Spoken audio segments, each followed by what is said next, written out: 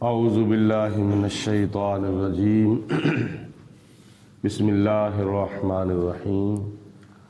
قال اللہ تبارک و تعالی فی القرآن المجید والفرقان الحمید۔ سورۃ ہود کی یہ آیت نمبر 12 ہے، جس میں اللہ تعالیٰ نے حضور نبی کریم علیہ الصلوۃ والسلام سے خطاب فرماتے ہوئے فرمایا، فَلَعَلَّكَ، اے میرے پیارے رسول علیہ الصلوۃ والسلام، کیا آپ ایسا کر سکتے ہیں تارکن بعضا، کہ آپ اس کا کچھ حصہ ترک کر دیں، ما یوحا الیک، جو کلام میں نے آپ کی طرف وحی کیا ہے۔ کفار نے حضور علیہ الصلوۃ والسلام سے آ کر کہا کہ اے محمد بن عبداللہ، یہ جو قرآن تمہارے اوپر نازل ہوا ہے اس کے اوپر ہمیں اعتراض ہے۔ آپ نے فرمایا کیا اعتراض ہے؟ جی ہمارے بتوں کے بارے میں اس کے اندر مذمت کی گئی ہے، ہمارے بتوں کی نفی کی گئی ہے۔ اگر اس کے اندر بتوں کا ذکر نہ ہو، ہمارے خداؤں کا کیا نام ہے بیان نہ ہو کہ وہ جھوٹے ہیں، تو پھر ہم قرآن کو مان لیں گے۔ تو نبی کریم علیہ الصلوۃ والسلام نے اللہ پاک کی طرف توجہ فرمائی تو خدا تعالیٰ نے فرمایا کہ اے میرے حبیب علیہ السلام، کیا آپ ایسا کر سکتے ہیں کہ اس قرآن کا کچھ حصہ آپ چھوڑ دیں اور کچھ حصہ آپ اپنا لیں؟ یہ کبھی نہیں ہو سکتا۔ نبی کریم علیہ الصلوۃ والسلام نے کفار کا حق تبلیغ کما حق ہو ادا کیا ہے۔ حالانکہ قرآن پاک میں پہلے سپارے کے اندر خدا تعالیٰ نے سورۃ بقرہ کی ابتدائی آیات بینات میں ارشاد فرما دیا تھا، ان الذین کفروا سواء علیہم اانذرتہم ام لم تنذرہم لا یؤمنون۔ بے شک جو لوگ ازل سے ہی کافر ہو چکے ہیں، جن کی قسمت میں ایمان ہے ہی نہیں، تو آپ ان کو ڈرائیں یا نہ ڈرائیں وہ ایمان نہیں لائیں گے۔ لیکن اس کے باوجود حضور علیہ الصلوۃ والسلام کافروں سے پتھر کھا کر بھی، گالیاں لے کر بھی، سختیاں جھیل کر بھی حق بات ان تک پہنچاتے رہے ہیں۔ تو یہ ان کا حق تبلیغ تھا۔ خدا تعالیٰ نے پہلے فرما دیا تھا کہ یہ لوگ ایمان لانے والے نہیں ہیں، اس کے باوجود حضور علیہ الصلوۃ والسلام ان کو تبلیغ کر رہے ہیں۔ کہیں یہ قیامت کے دن یہ نہ کہیں کہ ہمیں تو کسی نے دین کی طرف بلایا ہی نہیں، ہمیں تو کسی نے توحید کی طرف بلایا ہی نہیں، تو اس لیے آپ اس کے باوجود ان کو بتاتے رہے، سمجھاتے رہے، تاکہ ان کا حق تبلیغ ادا ہو جائے۔ تو اللہ پاک نے فرمایا کہ اے میرے حبیب علیہ السلام، یہ کبھی نہیں ہو سکتا کہ آپ وحی کا کچھ حصہ اپنا لیں اور وحی کا کچھ حصہ ترک کر دیں۔ دوسرے نمبر پر فرمایا وَضَائِقُمْ بِهِ صَدْرُكَ، کیا آپ کا سینہ، آپ کا دل اس بات سے تنگ آ سکتا ہے ان یقولوا، کہ کافر لوگ یہ بات کہیں، لولا انزل علیہ کنز، کہ اس محمد بن عبداللہ پر کوئی خزانہ کیوں نہیں اترا؟ اگر یہ خدا کا سچا نبی ہے تو اس کے اوپر کوئی خزانہ اترنا چاہیے تھا۔ اور کافروں نے کہا تھا کہ یہ اگر خدا کے سچے نبی ہیں تو ان کے اوپر کوئی خزانہ، سونے کا، چاندی کا، مال و دولت کا کوئی خزانہ اترنا چاہیے تھا۔ تو نبی پاک علیہ الصلوۃ والسلام کو خدا نے فرمایا میرے محبوب علیہ السلام، آپ کا سینہ، آپ کا دل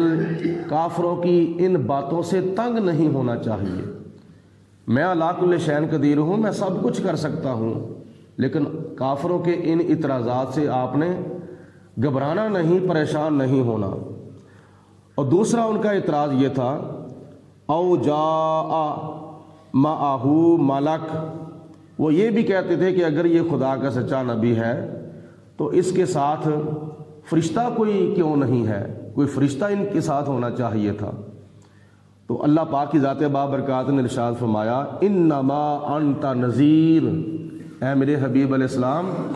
آپ تو ان کو ڈرانے والے ہیں،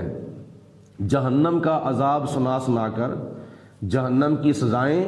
سنا سنا کر آپ ان کو ڈرانے والے ہیں، تو آپ ان کو ڈراؤ کہ جہنم کا عذاب بڑا سخت ہے، تو ایسے اعتراضات کرنے چھوڑ دو۔ کبھی تم کہتے ہو کہ ہمارے بتوں کے بارے میں اس قرآن کے اندر کوئی مذمت نہیں ہونی چاہیے، کبھی تم کہتے ہو کہ اس کے اوپر کوئی خزانہ کیوں نہیں نازل ہوا، کبھی کہتے ہو کہ اس کے ساتھ کوئی فرشتہ کیوں نہیں اترا، تو ایسے اعتراضات چھوڑ دو، اللہ پاک سے ڈرو اور جہنم سے بچو، کیونکہ جہنم کا عذاب بڑا سخت ہے۔ واللہ علی کل شیء قدیر واللہ علی کل شیء وکیل، اور بے شک اللہ تعالیٰ ہر چیز پر نگہبان ہے۔ ام یقولون افتراہ، اور وہ یہ بھی بات کرتے تھے کہ یہ جو کلام سناتے ہیں قرآن پاک، یہ تو ان کا اپنا من گھڑت کلام ہے۔ کبھی وہ قرآن پاک کو جادو کہتے تھے، کبھی وہ قرآن پاک کو نبی پاک علیہ السلام کی شعر و شاعری کہتے تھے، کبھی قرآن پاک کو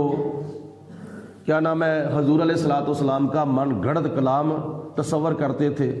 تو خدا تعالیٰ کی ذات بابرکات نے فرمایا کہ ام یقولون، کیا تم یہ کہتے ہو افطراہ، کہ یہ محمد بن عبداللہ نے قرآن پاک خود گھڑ کر تمہیں سنایا ہے، میں اس کو نازل کرنے والا ہوں، جبریل علیہ السلام اس کو میرے پیارے محبوب کی بارگاہ میں لانے والے ہیں، اور میرے محبوب علیہ السلام اس قرآن پاک کو قبول اور وصول فرمانے والے ہیں اور تمہارے تک پہنچانے والے ہیں، تو کیا تم اعتراض کرتے ہو کہ یہ کلام ربی نہیں بلکہ یہ تو کلام محمد ہے؟ تو یہ اعتراض کرتے ہو؟ اگر تم اعتراض کرتے ہو تو اے میرے محبوب علیہ السلام قل، ان کو ارشاد فرما دیں، فاتوا بعشر سور من مثلہ مفتریات، اگر تمہیں یہ اعتراض ہے کہ یہ کلام ربی نہیں بلکہ یہ محمد کا گھڑا ہوا کلام ہے، تو پھر ایسا کرو، اس قرآن پاک کی 114 صورتوں میں سے 10 صورتوں کی مثل کوئی اپنے پاس سے 10 صورتیں بنا کر لے آؤ، فاتو لے آؤ بعشرن 10 سورن، کوئی صورتیں من مثلہ ہی اس جیسی، مفتریات جو کہ بنی ہوئی ہوں، بنا کے لے آؤ۔ ایک جگہ پہ اللہ پاک کی ذات بابرکات نے ارشاد فرمایا ہے کہ اس کتاب جیسی کوئی کتاب بنا کے لے آؤ، یعنی اس کی جو 7 منزلیں ہیں، 30 پارے ہیں، 114 صورتیں ہیں، 6666 آیات بینات ہیں، اتنی تم بھی آیتیں بنا کے لے آؤ۔ چیلنج کیا خدا تعالیٰ نے، لیکن وہ نہ لا سکے۔ ایک مقام پر قرآن پاک میں اللہ تعالیٰ نے فرمایا ہے یہاں پہ 10 صورتیں بنا کے لے آؤ، وہ 10 بھی نہ بنا کے لا سکے۔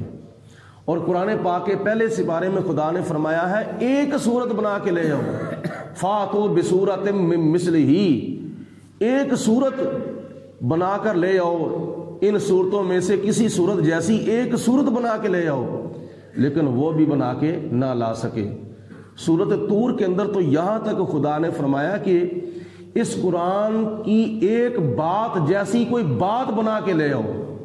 جب قرآن پاک کا مقابلہ بھی نہ کر سکے، قرآن پاک کی 10 صورتوں کا مقابلہ بھی نہ کر سکے، قرآن پاک کی ایک صورت کا بھی مقابلہ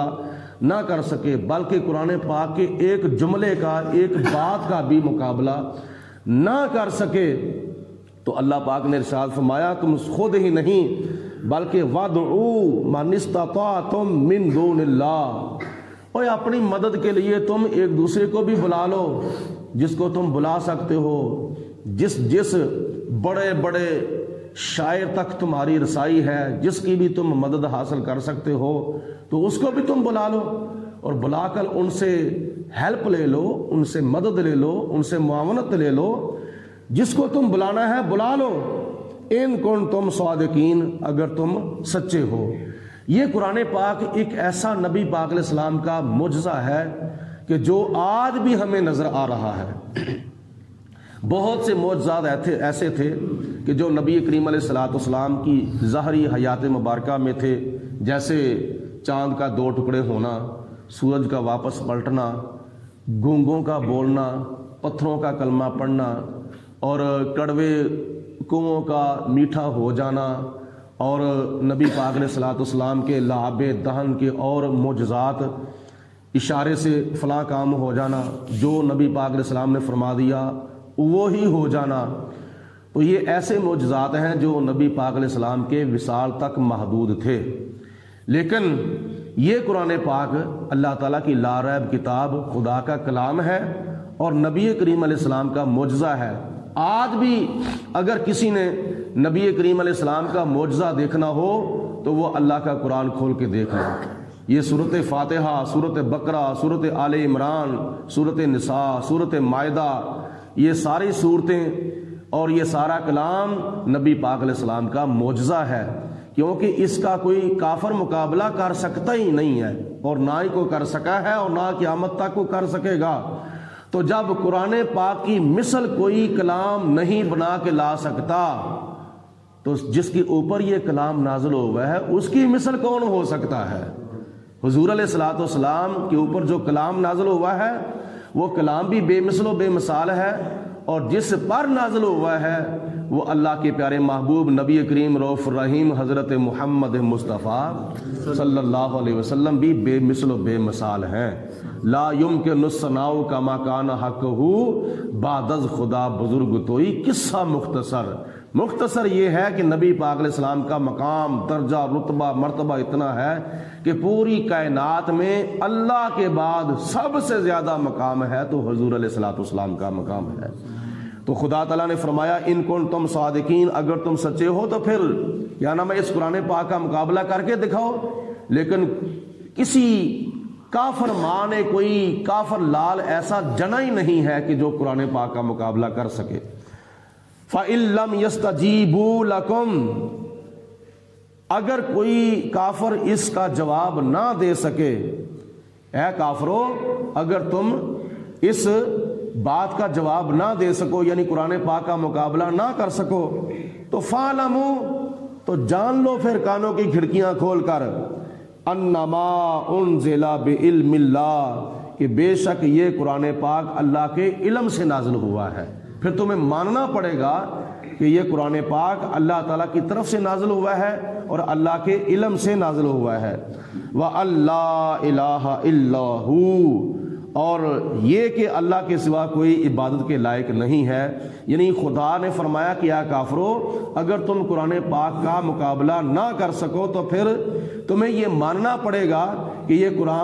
قرآن اللہ کا کلام ہے، اللہ کے علم سے نازل ہوا ہے، اور دوسری بات تمہیں یہ ماننی پڑے گی کہ وَأَلَّا إِلَٰهَ إِلَّا هُوَ، اللہ کے سوا کوئی بھی عبادت کے لائق نہیں ہے، اللہ ہی وحدہ لا شریک، اور وہ خدا کی ذات جو ہے وہ بندگی کے لائق ہے۔ فَهَلْ أَنْتُمْ مُسْلِمُونَ، تو کیا یہ ساری دلیلیں ہونے کے باوجود تم مسلمان ہو سکتے ہو؟ یہ خدا تعالیٰ نے آخر میں سوالیہ طور پر ارشاد فرمایا کہ کیا تم مسلمان اب بھی ہوو گے یا نہیں ہوو گے؟ حالانکہ اللہ تعالیٰ علیم بذات صدور ہے، لیکن تنبیہ کے طور پر خدا تعالیٰ نے ایک جھڑک دی، ایک دابا مارا، ایک تنبیہ فرمائی ان کو کہ اب بھی تم مسلمان نہیں ہوو گے۔ اگر اب بھی تم مسلمان نہیں ہوو گے تو پھر بہت ہی تم بدبخت ہو، بہت ہی بدقسمت ہو، اور تم جہنم کا ایندھن جو ہے وہ پھر بننے والے ہو۔ قیامت کے دن تم جنت میں نہیں بلکہ تم جہنم میں جاؤ گے۔ یہ قرآن پاک کی شان اللہ پاک کی ذات بابرکات نے ان چند آیات بینات میں بیان فرمائی ہے۔ اللہ رب العالمین کی ذات بابرکات ہم سب کو قرآن پاک کے فیض و برکات سے مالا مال ہونے کی توفیق عطا فرمائے۔